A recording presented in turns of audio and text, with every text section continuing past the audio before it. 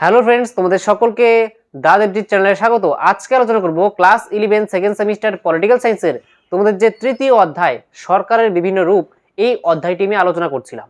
আমি গণতন্ত্র সম্পর্কে পড়াচ্ছিলাম। গণতন্ত্র সম্পর্কে দুটি পার্ট কিন্তু আলোচনা করা হয়ে গেছে, আজকে তৃতীয় পার্ট। ঠিক আছে, আজকে আলোচনা করব এই গণতান্ত্রিক শাসন ব্যবস্থার গুণাবলী অর্থাৎ সপক্ষে যুক্তি, তারপরে এই গণতান্ত্রিক শাসন ব্যবস্থার ত্রুটি সমূহ অর্থাৎ বিপক্ষে যুক্তি, এবং গণতন্ত্রের সাফল্যের শর্তাবলী। এই তিনটি টপিক নিয়ে কিন্তু আজকের ভিডিওতে আলোচনা করব। ঠিক আছে, তাহলেই তোমাদের গণতন্ত্র এই টপিকটি শেষ হয়ে যাবে। তাহলে দেখো, যে প্রথমে আলোচনা করছি যে গণতান্ত্রিক শাসন ব্যবস্থার গুণাবলী বা সপক্ষে যুক্তি। ঠিক আছে, যেটাই পরীক্ষায় আসুক তোমরা এই পয়েন্টগুলি দিয়ে লিখবে। ঠিক আছে, যে যদি পরীক্ষায় আসে যে গণতান্ত্রিক শাসন ব্যবস্থার গুণাবলী লেখো বা গণতান্ত্রিক শাসন ব্যবস্থার সপক্ষে যুক্তি দাও, উত্তর কিন্তু এই পয়েন্টগুলি দিয়েই তোমরা লিখতে পারবে। ঠিক আছে, তাহলে দেখো, প্রথম সপক্ষে যুক্তি বা প্রথম গুণাবলী হচ্ছে গণতান্ত্রিক শাসন ব্যবস্থার যে জনগণের সার্বভৌমত্বের স্বীকৃতি। আগে তোমাদের বলি যে গণতান্ত্রিক শাসন ব্যবস্থা কাকে বলা হয়। আমি আগেও আলোচনা করছিলাম, আবার বলছি, গণতান্ত্রিক শাসন ব্যবস্থা বলতে সেই শাসন ব্যবস্থাকে বোঝায় যেখানে জনগণের প্রত্যক্ষ বা পরোক্ষ অংশগ্রহণ থাকে। প্রত্যক্ষ অংশগ্রহণ মানে যেখানে জনগণ সরাসরি নিজেরা মিলে আর কি সেই শাসন ব্যবস্থা পরিচালনা করবে। যেমন প্রাচীন গ্রীসে, প্রাচীন রোমে দেখা যেত প্রত্যক্ষ গণতন্ত্র, যেখানে সমস্ত মানুষ এক জায়গায় মিলিত হয়ে তারা দেশকে পরিচালনা করত। ঠিক আছে, কিন্তু এখন কিন্তু প্রত্যক্ষ গণতন্ত্র দেখা যায় না, এখন দেখা যায় পরোক্ষ গণতন্ত্র অর্থাৎ ইনডাইরেক্ট ডেমোক্রেসি। তাহলে এই যে পরোক্ষ গণতন্ত্র অর্থাৎ মানুষ, ঠিক আছে, শাসন ব্যবস্থায় সরাসরি অংশগ্রহণ না করে তারা নিজের প্রতিনিধিদের মাধ্যমে আর কি শাসন কার্য পরিচালনা করে থাকে। যেমন ভারতে দেখা যায় পরোক্ষ গণতন্ত্র, যেমন আমরা ভোটের মাধ্যমে এমপি এমএলএ আর কি নির্বাচিত করি ভোটের মাধ্যমে, তারপরে তারা গিয়ে শাসন কার্য পরিচালনা করে, সেটাই হচ্ছে পরোক্ষ গণতন্ত্র। তাহলে এই যে গণতান্ত্রিক শাসন ব্যবস্থা প্রত্যক্ষ বা পরোক্ষভাবে জনগণের দ্বারাই যে শাসন ব্যবস্থা পরিচালিত হয়, সেটাই হচ্ছে গণতান্ত্রিক শাসন ব্যবস্থা। তাহলে এটার গুণাবলী হচ্ছে, এটার ভালো দিকটা হচ্ছে জনগণের সার্বভৌমত্বের স্বীকৃতি। এই গণতান্ত্রিক শাসন ব্যবস্থার মধ্যে জনগণের সার্বভৌমত্বের স্বীকৃতি দেওয়া হয়। এখানে জনগণের সার্বভৌমত্ব কথার অর্থ হচ্ছে যে জনগণের কাছেই কিন্তু ক্ষমতা, ঠিক আছে, ক্ষমতা রয়েছে। যে গণতান্ত্রিক রাষ্ট্রের মধ্যে বা গণতান্ত্রিক শাসন ব্যবস্থার মধ্যে জনগণের সার্বভৌমত্বের স্বীকৃতি রয়েছে, অর্থাৎ জনগণের কথা মান্য করেই কিন্তু সরকার শাসন কার্য পরিচালনা করবে, জনগণের বিরুদ্ধে কিন্তু কোনো কাজ করবে না। ঠিক আছে, জনগণের জন্যই। আব্রাহাম লিঙ্কন কি বলেছিল? The government of the people, by the people and for the people. জনগণের দ্বারা এবং জনগণের জন্য পরিচালিত যে শাসন ব্যবস্থা, সেটাই হচ্ছে গণতন্ত্র। তাহলে এটাই হচ্ছে গণতান্ত্রিক শাসন ব্যবস্থার মধ্যে জনগণের ভালোর জন্যই শাসন কার্য পরিচালনা করা হয়। এখানে জনগণের হাতেই যে ক্ষমতাটা রয়েছে সেটাকে বলা হয়েছে জনগণের সার্বভৌমত্বের স্বীকৃতি। ঠিক আছে, নেক্সট দেখো, যে দ্বিতীয় গুণাবলী বা দ্বিতীয় সপক্ষে যুক্তি হচ্ছে এই গণতান্ত্রিক শাসন ব্যবস্থার যে স্বাধীনতা ও সাম্যের স্বীকৃতি। গণতান্ত্রিক যে শাসন ব্যবস্থা, সেটা এই যে স্বাধীনতা আর যে সাম্য, এই দুটি আদর্শের উপর ভিত্তি করেই কিন্তু গড়ে উঠেছে। স্বাধীনতা কি? স্বাধীনতা হচ্ছে, রাষ্ট্রবিজ্ঞানে পড়তে গেলে স্বাধীনতা আগেও বলেছিলাম, প্রথম চ্যাপ্টারে তোমাদের ছিল যে স্বাধীনতা কাকে বলা হয়, যে রাষ্ট্র এমন একটা পরিবেশ সৃষ্টি করবে যেই পরিবেশের মধ্যে সাধারণ মানুষ তার আত্মবিকাশ করতে পারবে। ঠিক আছে, সেটাই হচ্ছে স্বাধীনতা। স্বাধীনতার মানে এটা নয় যে একজন ব্যক্তি যা খুশি তাই করবে, সেটা কিন্তু স্বাধীনতা নয়। ঠিক আছে, একটা মানুষ যদি যা খুশি তাই করে, তাহলে সেটা অন্যজনের স্বাধীনতায় হস্তক্ষেপ করতে পারে, অন্যজনের স্বাধীনতা লঙ্ঘিত হতে পারে। এর জন্য সরকার এমন কিছু আর কি নিয়ম, আইন শৃঙ্খলা, আইনের মাধ্যমে এমন একটা পরিবেশ সৃষ্টি করে যার মাধ্যমে সকল ব্যক্তি তার আত্মবিকাশ করতে পারে, সেটাই হচ্ছে স্বাধীনতা। তাহলে এই স্বাধীনতার সাম্য কি বলেছিলাম? সাম্য হচ্ছে সকল মানুষকে সমান সুযোগ সুবিধা প্রদান, সেটাই হচ্ছে সাম্য। ঠিক আছে, সকল ব্যক্তি তাকে সমান সুযোগ সুবিধা দেওয়া, সেটাই হচ্ছে সাম্য। তাহলে এই দুটি আদর্শের উপর ভিত্তি করেই কিন্তু এই গণতান্ত্রিক শাসন ব্যবস্থা গড়ে উঠেছে, তাই তো? তাহলে এখানে এই গণতান্ত্রিক শাসন ব্যবস্থার মধ্যে এটা একটা গুণাবলী বা সপক্ষে যুক্তি, যে স্বাধীনতা ও সাম্যের স্বীকৃতি হয় কোথায়? গণতান্ত্রিক শাসন ব্যবস্থায়। তৃতীয় যেই সপক্ষে যুক্তি বা গুণাবলী বলতে পারো, সেটা হচ্ছে রাজনৈতিক সচেতনতা বৃদ্ধি। রাজনৈতিক সচেতনতা বৃদ্ধি মানে হচ্ছে যে রাজনৈতিক সচেতনতা বলতে, রাজনৈতিক বলতে আমরা যে দেশে আছি, ভারতবর্ষে আছি, তাহলে ভারতবর্ষে শাসন কার্য কিভাবে পরিচালিত হচ্ছে, ঠিক আছে, আমাদের দেশটা কিভাবে চলছে, সেটা আমরা অনেকেই কিন্তু জানি না। তাহলে যেহেতু একটা গণতান্ত্রিক রাষ্ট্রের মধ্যে অনেক পার্টি থাকে, দল থাকে, তাহলে সেই সমস্ত দল তারা কিভাবে শাসন কার্য পরিচালনা করবে, জনগণের কি ভালো করবে, তার জন্য তারা কিন্তু প্রচার করে। তাহলে এই যে দলগুলি নিজের প্রচার করে, তার মাধ্যমেই কিন্তু জনগণ সমস্ত কিছু জানতে পারে। তাহলে এই যে রাজনৈতিক সচেতনতা, অর্থাৎ রাজনৈতিক বলতে একটা দেশের শাসন কার্য, একটা রাষ্ট্র কিভাবে পরিচালিত হচ্ছে, আর কি একটা দেশের যে শাসন ব্যবস্থা সেটা কিভাবে পরিচালনা হচ্ছে, তার সম্পর্কে যে মানুষ জানতে পারে, সেটাই হচ্ছে রাজনৈতিক সচেতনতা। ঠিক আছে, অনেকে জানেই না যে আমাদের দেশে ভোট কিভাবে হয়, ঠিক আছে, বা আমাদের দেশ কিভাবে কাজ করছে। তাহলে এগুলি কিন্তু জানা দরকার। আর সেটা কোন শাসন ব্যবস্থায় হয়, সেটা গণতান্ত্রিক শাসন ব্যবস্থায় হয়। কারণ গণতান্ত্রিক শাসন ব্যবস্থার মধ্যে মানুষজন, সাধারণ মানুষজন প্রত্যক্ষ বা পরোক্ষভাবে আর কি শাসন কার্যে অংশগ্রহণ করে থাকে। তাহলে যেহেতু প্রত্যক্ষ বা পরোক্ষভাবে কি হবে, যে আমরা ভোট দিতে যাই, তাহলে আমরা ভোট দেই, তার মাধ্যমে আমাদের একটা আইডিয়া আসে, সচেতনতা আসে, আমরা ভোটের মাধ্যমে প্রতিনিধি পাঠাই, তারপরে তারা সরকার গঠন করে, তারপরে তারাই আমাদের দেশকে পরিচালিত করে। তাহলে এই যে আমাদের যে রাজনৈতিক শাসন ব্যবস্থা, অর্থাৎ একটা গণতান্ত্রিক শাসন ব্যবস্থা কিভাবে পরিচালিত হচ্ছে, সেটা সম্পর্কে যে আমাদের জ্ঞানটা লাভ হয়, সেটি হচ্ছে এই যে মানুষজন জানতে পারে, সেটাই হচ্ছে রাজনৈতিক সচেতনতা বৃদ্ধি হয় এই গণতান্ত্রিক শাসন ব্যবস্থায়। এটা একটা ভালো দিক। নেক্সট হচ্ছে যে সর্বসাধারণের কল্যাণ সাধন। সর্বসাধারণের কল্যাণ সাধনের জন্যই তো একটা গণতান্ত্রিক শাসন ব্যবস্থা তৈরি হয়, তাই না? গণতান্ত্রিক শাসন ব্যবস্থা মানে যেখানে মানুষজন প্রত্যক্ষ বা পরোক্ষভাবে অংশগ্রহণ করে থাকে। তাহলে মানুষজনের দ্বারায়, মানুষজনের স্বার্থে একটা শাসন ব্যবস্থা পরিচালিত হয়, সেটাই তো গণতান্ত্রিক শাসন ব্যবস্থা। তাহলে এখানে কিন্তু যেই শাসন ব্যবস্থা পরিচালিত হবে, গণতান্ত্রিক শাসন ব্যবস্থা, সেখানে কিন্তু মানুষজনের, সর্বসাধারণের কল্যাণ সাধন করা হবে। ঠিক আছে, একটা রাষ্ট্রের মধ্যে সরকার গঠিত হয় কিসের জন্য? সরকার যে আছে, সরকার বলতে বোঝায় যে মন্ত্রীরা যে আছে, তাই তো, তারা কি নিজের স্বার্থের জন্য কাজ করে, নাকি দেশের সমস্ত জনগণের জন্য? সমস্ত জনগণের জন্য। তাহলে সেটাই হচ্ছে, এটাই বলছে যে গণতান্ত্রিক শাসন ব্যবস্থার একটা গুণাবলী বা সপক্ষে যুক্তি হচ্ছে যে সর্বসাধারণের কল্যাণ সাধন হয়ে থাকে এই শাসন ব্যবস্থায়। নেক্সট হচ্ছে দায়িত্বশীল সরকার। তাহলে দায়িত্বশীল সরকার মানে সরকার কি থাকে, যে দায়িত্বশীল থাকে কার কাছে? যেমন আমাদের যে ভারত, এখানে সংসদীয় গণতান্ত্রিক শাসন ব্যবস্থা রয়েছে, তাই তো। সংসদীয় শাসন ব্যবস্থা বলতে এখানে আমরা প্রতিনিধি পাঠাই। যেমন প্রত্যেক 5 বছর অন্তর অন্তর লোকসভা নির্বাচন হয়, প্রত্যেক 5 বছর অন্তর অন্তর বিধানসভা নির্বাচন হয়। বিধানসভা নির্বাচনে প্রত্যেকটা রাজ্যে মুখ্যমন্ত্রী নির্বাচিত হয়, আর লোকসভা নির্বাচনে প্রত্যেক 5 বছর অন্তর অন্তর প্রধানমন্ত্রী নির্বাচিত হয়।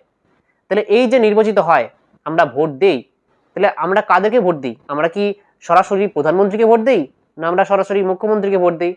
তাদেরকে কিন্তু আমি, যেমন বর্তমানে যে মমতা বন্দ্যোপাধ্যায় পশ্চিমবঙ্গের মধ্যে মুখ্যমন্ত্রী আছেন, তাহলে আমরা কি যখন বিধানসভা ভোট হয়, তখন যারা 18 বছরের ঊর্ধ্বে তারা যখন ভোট দিতে যায়, তখন কি ভোটের যে ভোট দেওয়ার সময় কি মমতা বন্দ্যোপাধ্যায় লেখা থাকে, সেখানে মানুষ ক্লিক করে না, সেখানে এমএলএ, ঠিক আছে, বলে রাখছি, এমএলএ অর্থাৎ বিধায়ক যাকে বলা হয় বাংলাতে, মেম্বার অফ লেজিসলেটিভ অ্যাসেম্বলি, বিধায়ককে আমরা ভোট দিই।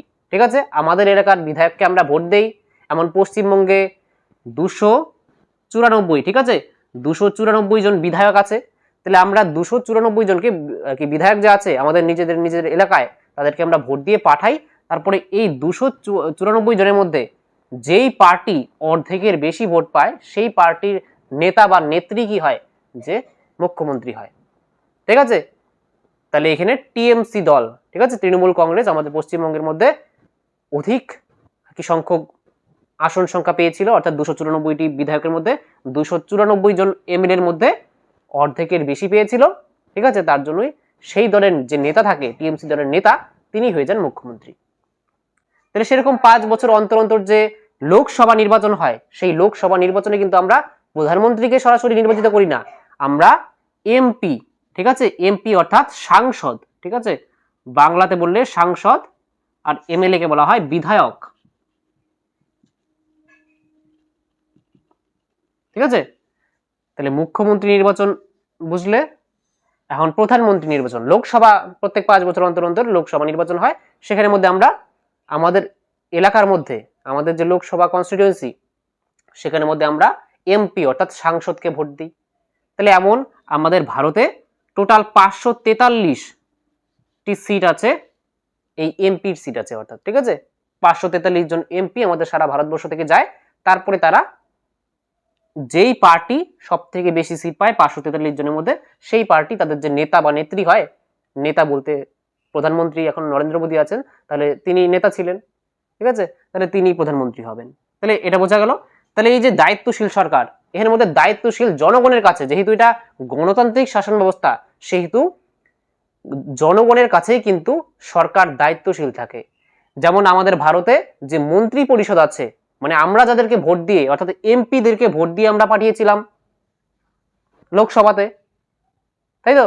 তাহলে এই এমপির যে আছে অর্থাৎ এই এমপিদেরকেই বলা হয়, যারা গিয়ে সরকার বানাবে, তাদের যে মন্ত্রী পরিষদ থাকে, তারা জনগণের কাছে দায়বদ্ধ থাকে, দায়িত্বশীল থাকে। কারণ আমরাই ওদেরকে ভোট দিয়ে পাঠিয়েছি, এখন ওরা যদি আমাদের প্রতি দায়িত্বশীল না থাকে, আমরা কেন পাঠালাম ভোট দিয়ে, তাই না? তাহলে তারা কিন্তু আমাদের কাছেই দায়িত্বশীল থাকে, আমাদের জন্যই কাজ করে। তাহলে বোঝা গেল। ঠিক তেমনই পশ্চিমবঙ্গে যে কি রাজ্যের মধ্যে যে মুখ্যমন্ত্রী থাকে এবং তার যে মন্ত্রী পরিষদ থাকে, ঠিক আছে, অর্থাৎ রাজ্য সরকার, সেই মন্ত্রী পরিষদ জনগণের কাছে দায়বদ্ধ থাকে, ঠিক আছে। তাহলে রাজ্য আর কেন্দ্রের মধ্যে একটু বুঝে নিলে, তাহলে এটাই বলছে যে দায়িত্বশীল সরকার গঠিত হয় একটা গণতান্ত্রিক শাসন ব্যবস্থায়। এটা একটা ভালো দিক, অর্থাৎ এটা একটা সপক্ষে যুক্তি বা এটা গণতান্ত্রিক শাসন ব্যবস্থার একটা গুণাবলী। বোঝা গেল? তাহলে এই 5টি পয়েন্ট আলোচনা করলাম। এটার যে নোটটা, এটা আমি এই ভিডিওর ডেসক্রিপশনে দেখা একটা হোয়াটসঅ্যাপ চ্যানেলের লিঙ্ক আছে, সেখানে তোমরা ক্লিক করে যুক্ত হয়ে যাও, সেখানে কিন্তু আমি ফ্রি অফ কস্ট সেই নোটটি প্রোভাইড করে দেবো, ঠিক আছে। তাহলে এখন আলোচনা করব যে গণতান্ত্রিক শাসন ব্যবস্থার দোষ সমূহ, অর্থাৎ বিপক্ষে যুক্তি। সপক্ষে যুক্তি আলোচনা করলাম যে এই গণতান্ত্রিক শাসন ব্যবস্থার গুণাবলী কি, ভালো দিকগুলি কি। এখন আলোচনা করব এর দোষ সমূহ, কি কি দোষ দেখা যায়, অর্থাৎ বিপক্ষে কি কি যুক্তি আছে এই গণতান্ত্রিক শাসন ব্যবস্থার, ত্রুটি সমূহ কি, ঠিক আছে। এখন দেখব যে গণতান্ত্রিক শাসন ব্যবস্থার দোষ সমূহ অর্থাৎ বিপক্ষে যুক্তি। দেখো, প্রথম হচ্ছে অজ্ঞ ও অশিক্ষিতের শাসন। তাহলে যেহেতু একটা গণতান্ত্রিক শাসন ব্যবস্থার মধ্যে আর কি সাধারণ মানুষেরা অশিক্ষিত হয়, অজ্ঞ হয়, কিছু জানে না, তাহলে তার জন্য কিন্তু সেখানে অজ্ঞ ও অশিক্ষিতের শাসন দেখা যায়। তাহলে সেখানে যে নির্বাচিত প্রতিনিধি হয়, তারাও এই অশিক্ষিত নেতাদের কথা বলা হচ্ছে এখানে, ঠিক আছে, যারা দেশকে পরিচালনা করে, আমরা যাকে ভোট দিব, তারাও এই অজ্ঞ অশিক্ষিত হয়, রাজনৈতিক অতটা জ্ঞান থাকে না। এই প্রসঙ্গে কার্ল আইল নামে একজন ব্যক্তি, তিনি বলেছেন যে গণতন্ত্র হলো মূর্খদের জন্য, মূর্খদের দ্বারা মূর্খদের শাসন, ঠিক আছে। এখানে ব্যঙ্গ করে বলেছেন আর কি, যে গণতান্ত্রিক যে শাসন ব্যবস্থা, এই গণতন্ত্র হচ্ছে মূর্খদের জন্য, মূর্খদের দ্বারা মূর্খদের নাকি এটা শাসন, ঠিক আছে।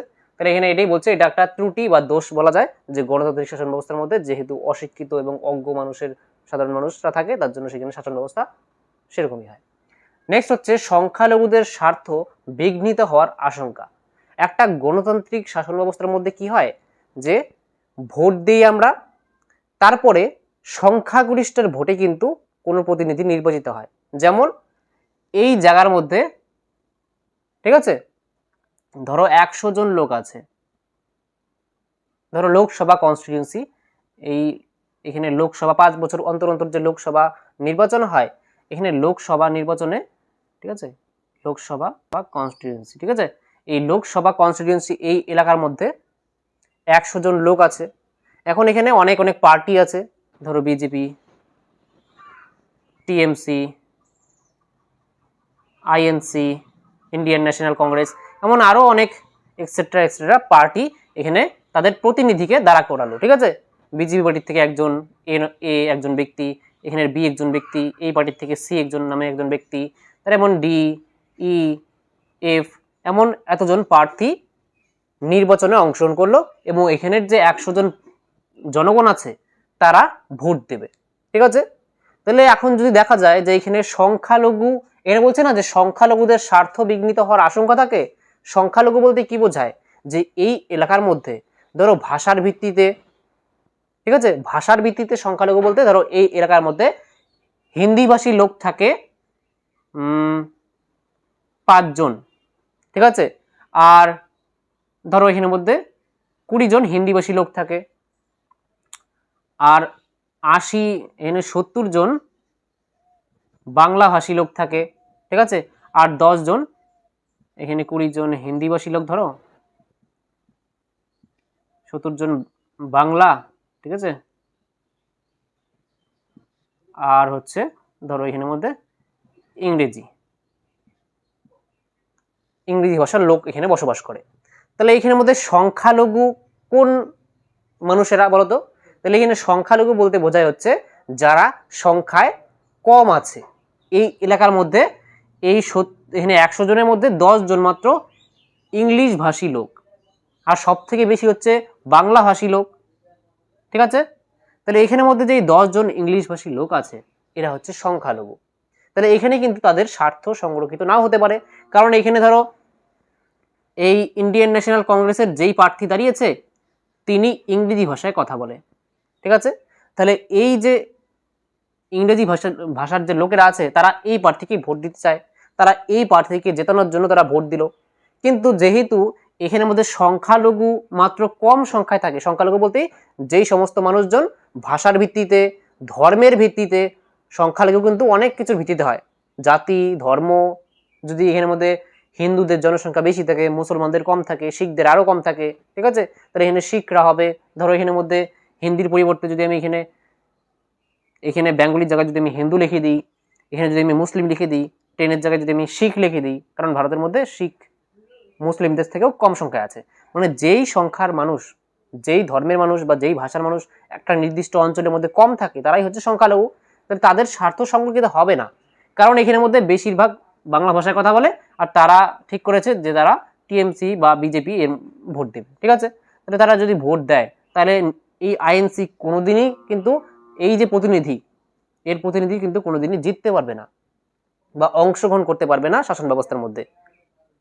তাহলে এটাই বলছে যে যেহেতু সংখ্যালঘুদের স্বার্থ সংরক্ষিত হয় না, কোথায়? যে গণতান্ত্রিক শাসন ব্যবস্থায়, কারণ এখানের মধ্যে সংখ্যাগরিষ্ঠতার পদ্ধতি অনুযায়ী চলে। সংখ্যাগরিষ্ঠতার পদ্ধতি মানে যে অর্ধেকের বেশি, যেই পার্টি অর্ধেকের বেশি অর্থাৎ 50-এর বেশি ভোট পাবে, 51টি ভোট যদি এখানের মধ্যে কোনো 100 জন আছে, 51টি ভোট যদি কেউ পেয়ে যায় কোনো পার্টি, তাহলে সেই পার্টির প্রতিনিধি হয়ে যাবে, চলে যাবে এই এলাকা থেকে।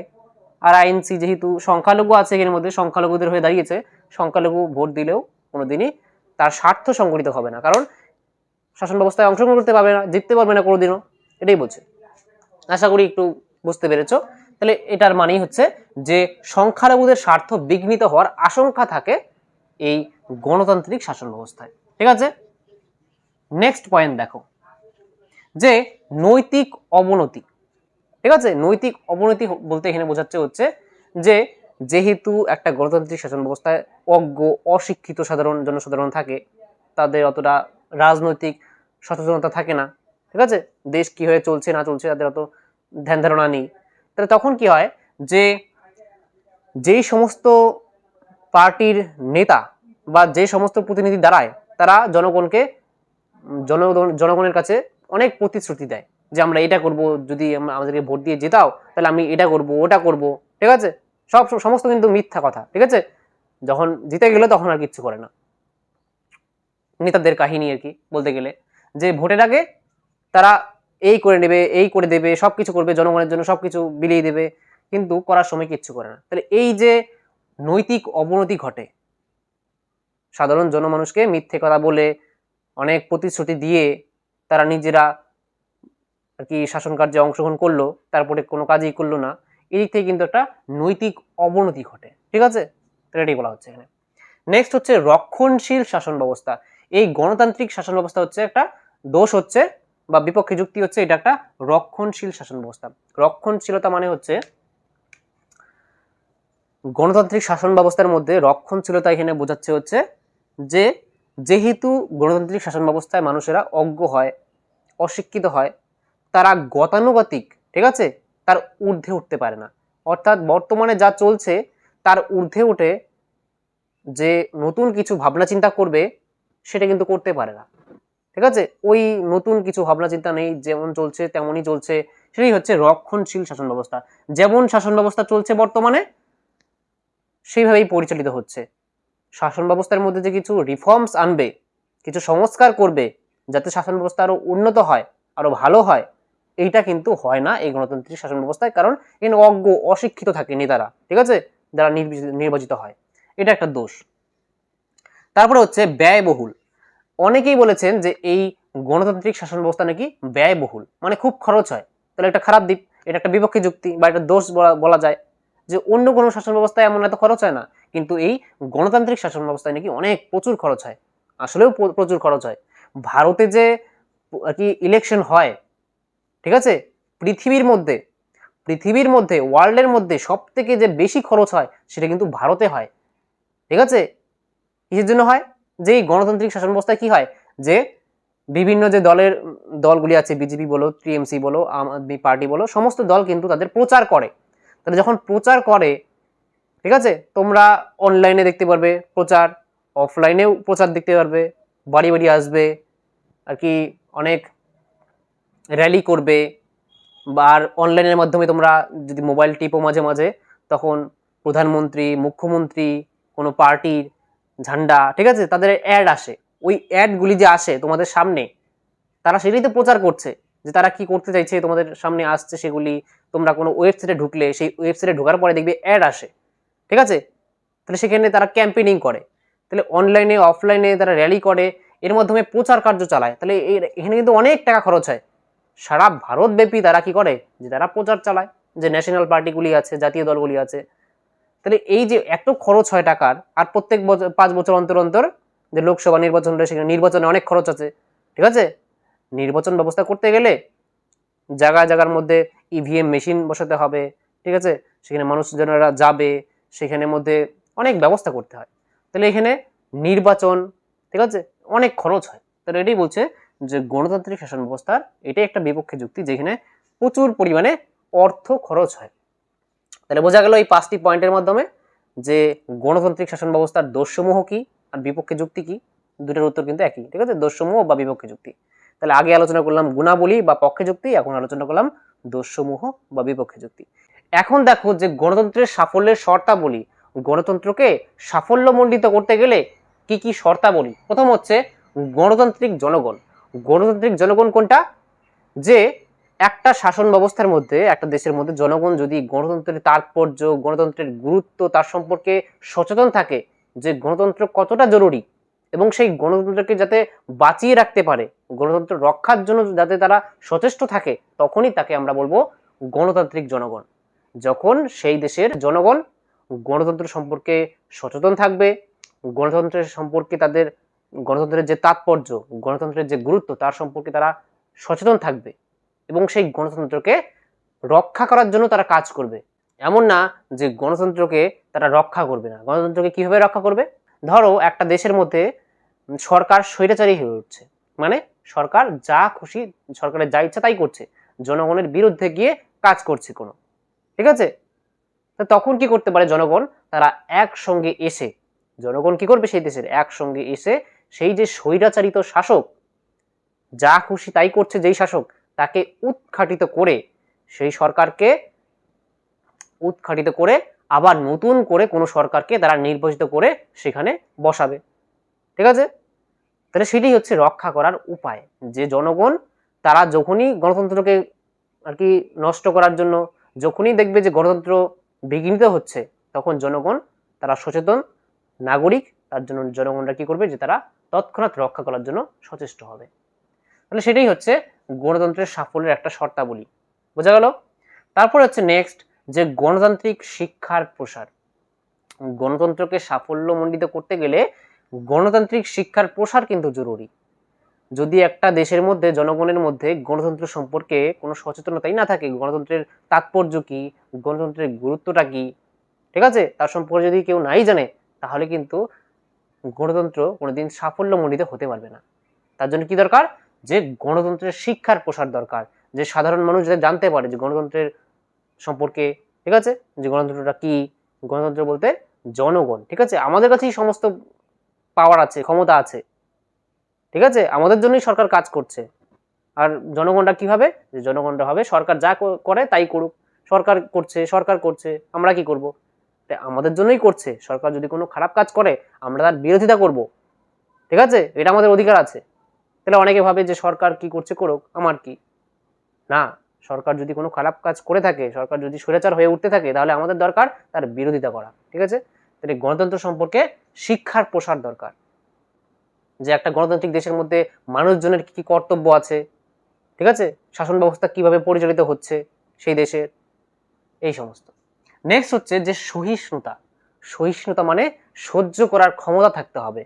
যেহেতু একটা গণতান্ত্রিক দেশের মধ্যে সংখ্যাগরিষ্ঠরাই কি করবে, যে শাসন কার্য পরিচালনা করবে, অর্থাৎ সরকার বানাবে। যেমন লোকসভা নির্বাচনে কি হয়, যে 5 বছর পর পর লোকসভা নির্বাচন হয়, সেখানে যেই পার্টি সংখ্যাগরিষ্ঠতা লাভ করে, অর্থাৎ অর্ধেকের বেশি সিট পায় ভারতের লোকসভাতে, ঠিক আছে, ভারতের যে আইনসভা লোকসভা, নিম্নকক্ষের নাম লোকসভা, তাহলে এই লোকসভার 543টি সিট আছে। এই 543টির মধ্যে অর্ধেকের বেশি যে পাবে, অর্থাৎ 272টি সিট যেই পার্টি পাবে, সে কি করবে, সে আর কি সরকার গঠন করবে, তাহলে সেই দেশকে পরিচালনা করবে। তাছাড়া যে বাকি যে পার্টিগুলি আছে, যারা দাঁড়িয়েছিল, যারা জিততে পারেনি, তারা কি করবে, তারা তো শাসন কার্য পরিচালনা করতে পারলো না। তাহলে সরকার এই যে যে সংখ্যালঘিষ্ঠ যে পার্টিগুলি আছে, যে সংখ্যালঘিষ্ঠ যে মানুষজনেরা আছে, তাদেরও কিন্তু কথা শুনবে। ঠিক আছে, তাহলে একজনের কথা একজন শুনে তাদের মধ্যে যে একটা সহিষ্ণুতা, সহ্য করার ক্ষমতা, তা কিন্তু রাখতে হবে এই গণতান্ত্রিক দেশের মধ্যে। ঠিক আছে, নেক্সট হচ্ছে যে শক্তিশালী বিরোধী দল। গণতন্ত্রের সাফল্যের জন্য কিন্তু একটা গুরুত্বপূর্ণ শর্তাবলী হচ্ছে যে শক্তিশালী বিরোধী দল। এই শক্তিশালী বিরোধী দল কেমন করে গণতন্ত্রকে আর কি সাফল্যমণ্ডিত করে? ধরো দেখো, এখানের মধ্যে অনেকজন, যেমন 543টি লোকসভায় সিট আছে, ঠিক আছে, 543টি, এর মধ্যে 272টি যে পায় সে সরকার বানায়।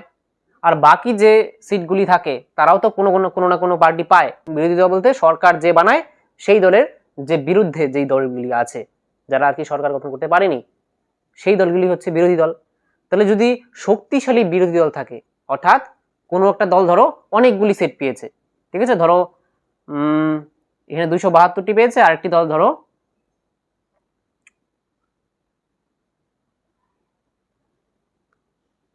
অন্য একটা পার্টি 200টি সিট পেয়েছে, তাহলে এটা কিন্তু একটা শক্তিশালী বিরোধী দল, তাই তো, একটা শক্তিশালী বিরোধী দল। 200 জনের সিট আছে একটা পার্টি, আরটা আছে যে সরকার বানাচ্ছে, তার কাছে আছে 272টি। তাহলে যেহেতু বিরোধী দলের মধ্যেও অনেক সিট আছে, ঠিক আছে, অনেক শক্তি আছে এই দলটার মধ্যেও, কারণ এখানের মধ্যেও অনেকজন নির্বাচিত হয়ে গেছে লোকসভায়। তাহলে এখানের মধ্যে বিরোধী দল কি করে, যে যখন বিরোধী দল থাকবে তখন কিন্তু সরকার স্বৈরাচারী হয়ে উঠতে পারবে না। যে সরকার যদি যা খুশি তাই করে, যখন একটা দেশের মধ্যে বিরোধী দল খুব কমজোর থাকবে, অর্থাৎ বিরোধী দল শক্তিশালী থাকবে না, অর্থাৎ শক্তিশালী থাকবে না মানে সেই কোনো বিরোধী দলগুলি, ধরো অনেকগুলি বিরোধী দল আছে, কেউ 5টি সিট পেয়েছে, কেউ 3টি সিট পেয়েছে, কোনো পার্টি 10টি সিট পেয়েছে, তাহলে এমন করে যদি কোনো তার বিরুদ্ধে অনেকগুলি, সরকার যে বানিয়েছে সে 272টি সিট পেল, তার বিরুদ্ধে যেই পার্টিগুলি পেয়েছে সিটগুলি, যারা আর কি নির্বাচিত হতে পারেনি, কিন্তু বিরোধী দলের স্বীকৃতি তারা তো পাবে না, তাই না, শক্তিশালী তো হবে না তারা। তারা 10টি সিট, 3টি সিট, 5টি সিট এভাবে পেলে তো আর শক্তিশালী বিরোধী দল হবে না।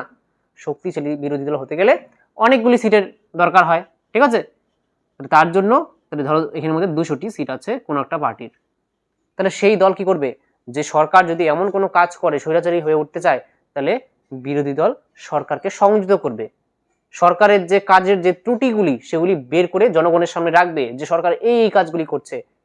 তারপরে জনমত গঠন করবে তারা।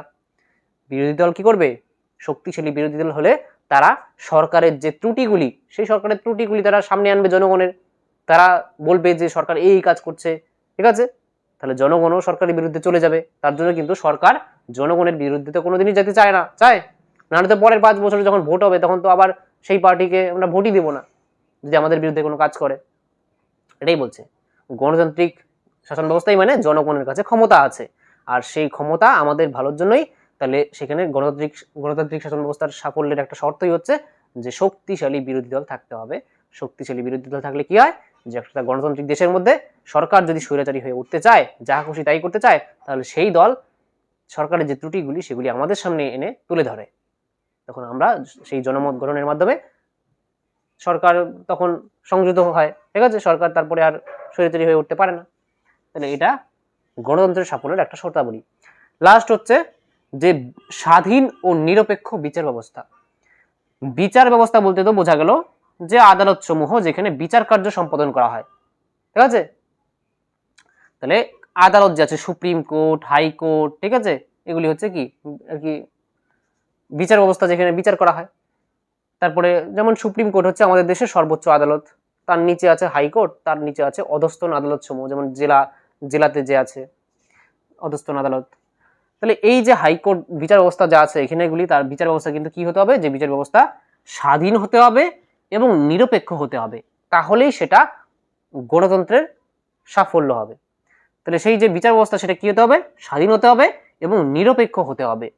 যদি একটা বিচার ব্যবস্থা স্বাধীন না হয়, নিরপেক্ষ না হয়, তাহলে কিন্তু কোনো জনগণ কি পাবে না, যে ন্যায় বিচার পাবে না, ঠিক আছে।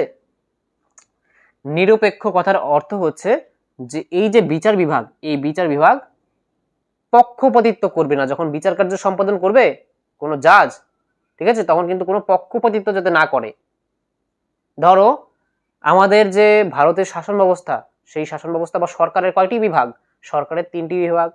সরকারের যে 3টি ভাগ সেটা কি কি, শাসন বিভাগ, আইন বিভাগ আর বিচার বিভাগ। ফার্স্ট সেমিস্টারে কিন্তু পড়িয়েছিলাম সরকারের 3টি বিভাগ, শাসন বিভাগ, আইন বিভাগ আর বিচার বিভাগ। আইন বিভাগের কাজ আইন তৈরি করা, শাসন বিভাগের কাজ আর কি সেই আইন অনুযায়ী শাসন কার্য পরিচালনা করা, আর বিচার বিভাগের কাজ বিচার কার্য পরিচালনা করা, ঠিক আছে।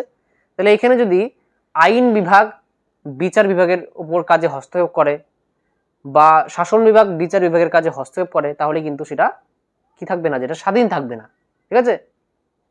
ফ্রিলি কাজ করবে, বিচার কার্য স্বাধীনভাবে তারা পরিচালনা করবে, কারো প্রেসারে কারো পক্ষপাতিত্বে কিন্তু না তারা করবে না, ঠিক আছে, বিচার কার্য সম্পাদন।